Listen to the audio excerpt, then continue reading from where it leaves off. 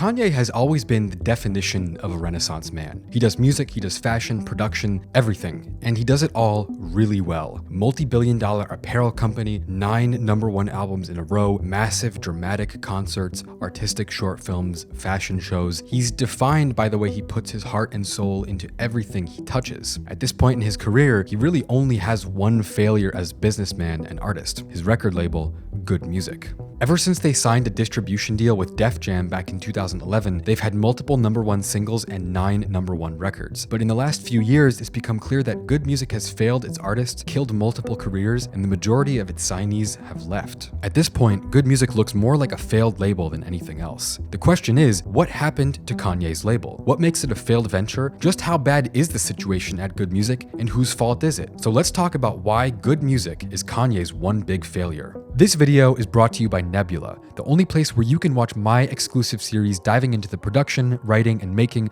of my favorite albums all time.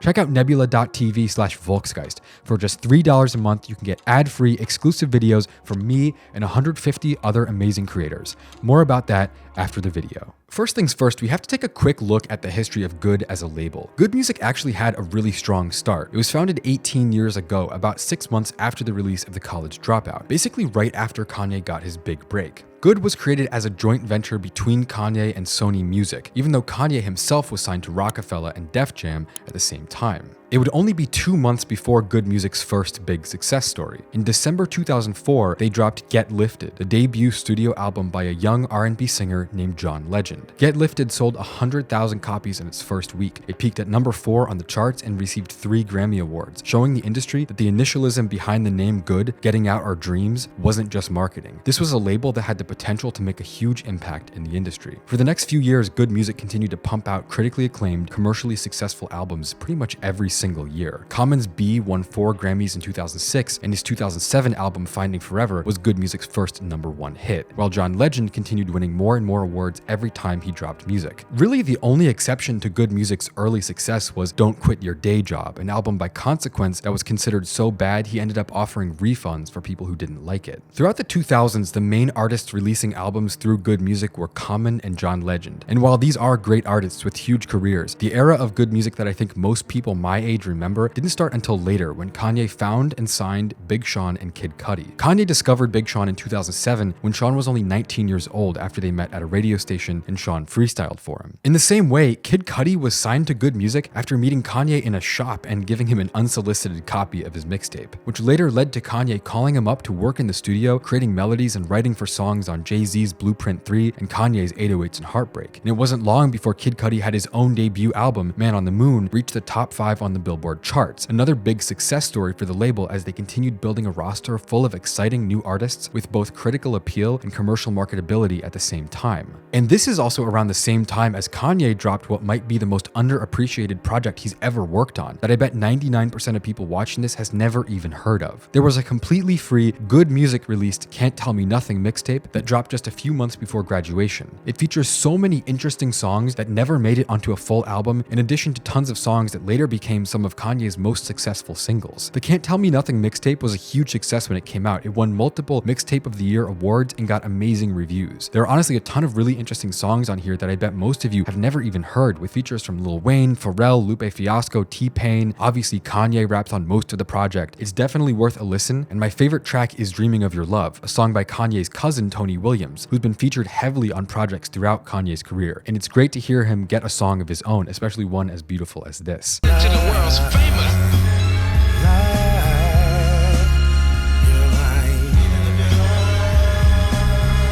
But at the same time as Kanye was dropping critically acclaimed free mixtapes, he started expressing discontent, not with Good Music itself, but rather the job of being a label owner. In late 2007, shortly after signing Big Sean, Kanye said this to Billboard: "Running a record label was the biggest mistake I ever made. I never asked to be a label owner. Sony offered it to me and I took it. But I can't be there when people are calling me to the studio to hear music or to approve clothes for a video. No disrespect, but my focus is graduation." But at the same time as Kanye expressed feeling like the label label was taking up too much of his time, he started putting in more effort than ever before to make Good Music one of the biggest labels in hip-hop. Around 2010 to 2012, they kept expanding. They signed Sci-Hi the Prince, who would later go on to write some of the biggest songs of the 2010s. They signed Pusha T, who would go on to have a major career renaissance after joining. They achieved major exposure with Dark Twisted Fantasy being one of Kanye's most publicized releases ever, featuring the Good roster on almost every single song, from rapping to production and writing as well. In the meantime, they also kept adding more talent and more projects to the lineup. Kanye signed producers and artists like Hit Boy, Teyana Taylor, and more.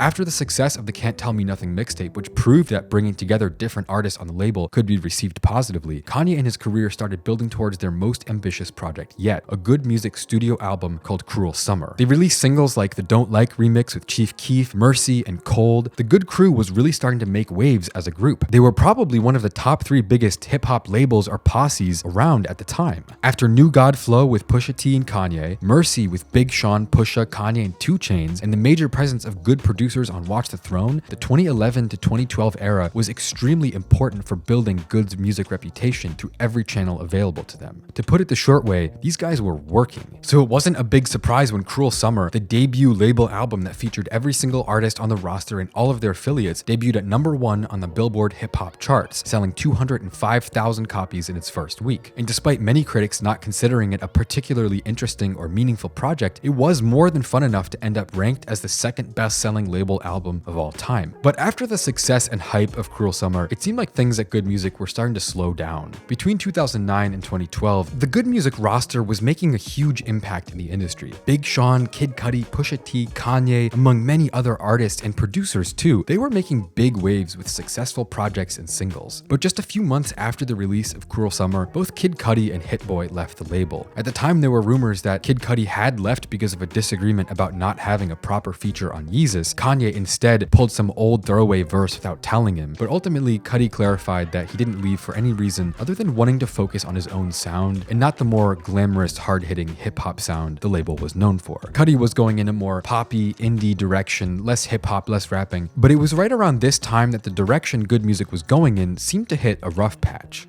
After the commercial success yet weak reception of Cruel Summer, Good Music never put out another label project again. Kanye announced another project that never came out a few years later, but Cruel Summer is the last we really heard from them as far as group projects were concerned. From around 2012 to 2016, Good Music mostly focused on developing the artists and producers they did have by putting them on Kanye's albums, doing features for each other, and stuff like that. In 2015, Pusha T became the president of the label. They also hired Stephen Victor, who would later go on to develop artists like Desiigner and Pop Smoke as the new COO. And after the big change in leadership, Kanye finally started dropping albums under Good Music. His first one was The Life of Pablo. Pablo featured many artists from Good Music, including Desiigner, the rapper behind Panda, which reached #1 on the Billboard Hot 100 when he was just 18. But it was around this time that the moves Good Music was making started to make less and less sense. They had a couple false starts after claiming that they had signed Tyga and Migos, both of which later fell through, and John Legend left the label in 2016 as well after multiple hit albums and Grammy Awards. The next big news came in the summer of 2018 when Kanye executive produced 5 albums at the same time, 4 of which were directly released by Good Music. This was the biggest moment for the label in a long time, with Kids See Ghosts, KTSE, Daytona, Nasir, and Ye all dropping within a 2-month period. It was a huge moment for the label with tons of eyes on all of the good artists, especially with Pusha T's Daytona being ranked by dozens of publications as the best album of 2018. But even then, it wasn't long before people started talking about the idea that Good Music might be a dead label. In 2020, Teyana Taylor left Good Music after being with the record label for 8 years and 3 albums. She made a statement about how she never felt that Good Music supported her career, supported her art, or helped her promote what she was working on to the degree she deserved. Similarly, Desiigner was signed to Good immediately after his surprise #1 single at the age of 18, but he ended up leaving the label 3 years later after not having found any more commercial success following Panda. He later talked to Vlad TV about how shortly after signing to Good Music, his father had fallen into a coma while he was on tour, and he wasn't able to reach anybody at the label to talk to or help him through it, and he ended up feeling like he was only at the label to make money for Kanye. And Sheck West and Casey Hill are two more artists who were once signed to Good Music with seemingly massive potential that never ended up going anywhere at all. Obviously, Sheck West had his huge hit on Mo Bamba, and Casey Hill had some major placements on songs by Travis Scott, Young Thug, Kanye, but neither of their careers seemingly went anywhere after their big breaks. Most recently, in 2021, Big Sean left Good Music after being on the label for 14 years. I believe he was the longest artist signed to the label at all, saying business-wise, I have to get a bigger cut, while expressing at the same time that he had no hard feelings against Kanye. And pretty much no one was surprised. The Good roster in 2021 was down to only 3 active artists: Kanye, Pusha T, and Big Sean. Everyone else who ever released music under the Good label had left for one reason or another. But for the most part, until this point, artists had left seemingly on friendly terms. At least they weren't openly hostile towards Kanye, Pusha T, or the label as a whole. But with Big Sean, for whatever reason, Kanye decided to speak out. In a podcast interview just days after Big Sean announced his departure, Kanye went on record saying that signing Big Sean was the biggest mistake he ever made, and that when he dies, his tombstone should read he deserved to die only because he had signed Big Sean. But it turns out that Sean hadn't even expressed the truth about his deal. Apparently, Kanye owed him more than $3 million and had never followed through on a promise he made to give Sean back the rights to his master recordings. Imagine you're with a label for 14 years, your entire career. The label owes you money and doesn't include you in their projects, and the founder of the label, your mentor, the artist who discovered you 15 years ago, makes fun of you in front of the whole industry for a quick laugh. It's incredibly disrespectful. As of 2022, Good Music is more or less an inactive label. The last time they did anything as a group was 4 years ago in the summer of 2018. Kanye isn't really working on music anymore, and 070 Shake, the one artist who isn't Kanye or Pusha T on Good Music, she has an interesting sound, but again, it feels like she was mostly only signed so she could be on a Kanye album, as her latest album failed to chart due to insufficient marketing, even though she's a pretty interesting artist with what I think is a fresh and interesting sound. Honestly, I think she deserves better, and Good Music is not the place where she's gonna thrive as an artist.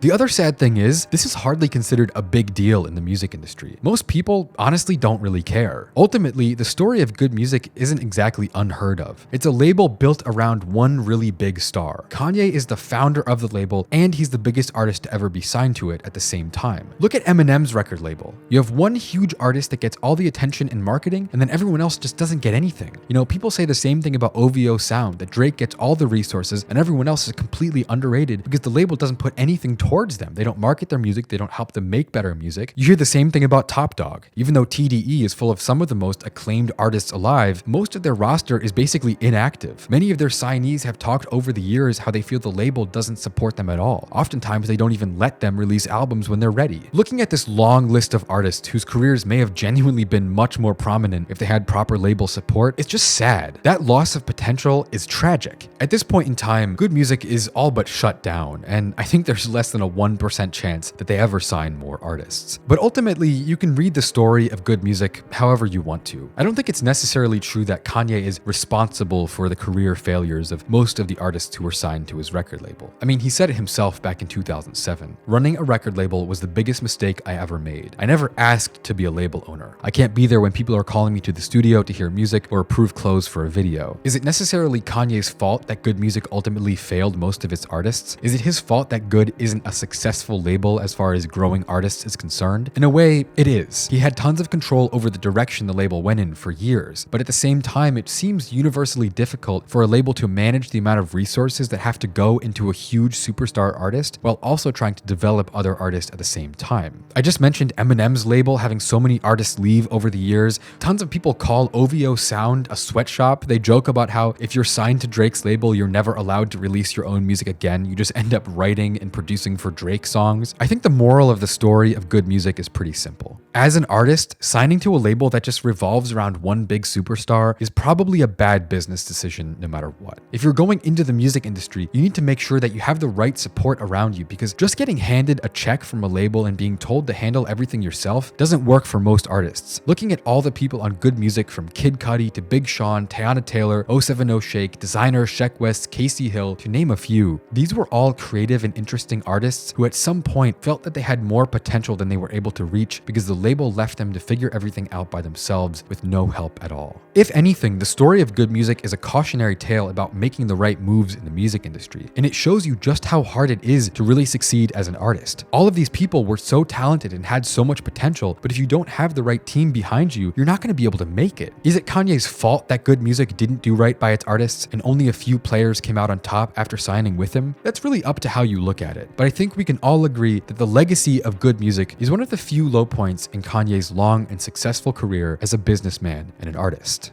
I'm Philip, this is Volksgeist, and if you enjoyed this video, I highly recommend checking out my exclusive Closer Look series on Nebula, where I break down the production, writing, and making of some of my favorite albums of all time, including Whole Lotta Red and Call Me If You Get Lost. For just $3 a month, you can get my exclusive series, you can get every video I upload early, you get no ads of any kind ever, not even this sponsorship, and of course Nebula also features over 150 amazing creators with videos on every subject you can think of, from music to movies to history and news. And we also have tons of amazing original documentaries and videos. Some of my favorite channels on Nebula that I think everyone should see are FD Signifier and Polymatter. So if you're interested in supporting my channel and watching all of my videos ad-free, including my exclusive series, A Closer Look, you can check out Nebula at nebula.tv/Volksgeist for $3 a month or $30 a year. This is a project I'm very proud of. I think it's 100% worth the price. I think a lot of you would really enjoy the full-length exclusive videos I have on there. They're a lot different than what I normally do here, but it's still the same subject matter. I just do it in a way that YouTube honestly wouldn't allow me to do. So once again, nebula.tv/Volksgeist, $3 a month or $30 a year. Support the channel, get a much better viewing experience with exclusive content. And of course, clicking the link really helps me a lot. Thank you so much for supporting. I appreciate every single one of you who sends feedback on the exclusive series, and we have more episodes coming very, very soon.